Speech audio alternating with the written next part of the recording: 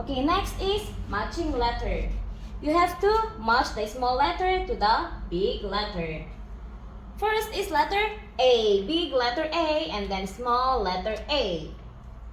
Next, letter B, big letter B, and then small letter B. Big letter C, and then small letter C. Letter D, big letter D, and then small letter D. Big letter E, and then small letter E. Big letter F, and then small letter F.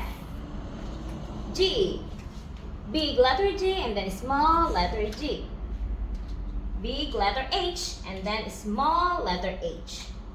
Big letter I, and then small letter I. J, big letter J, and then small letter J. K, big letter K, and then small letter K. L, big letter L, and then small letter L. Next, letter M, big letter M, and then small letter M.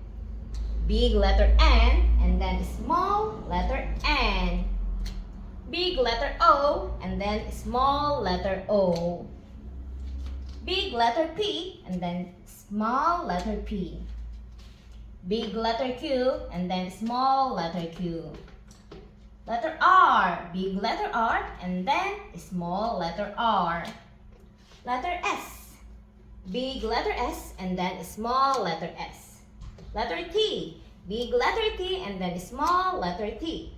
Letter U, big letter U, and then small letter U.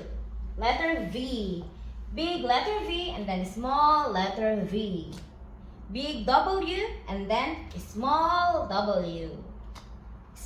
Big letter X, and then small letter X.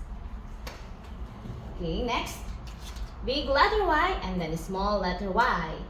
Last is big letter Z, and then small letter Z.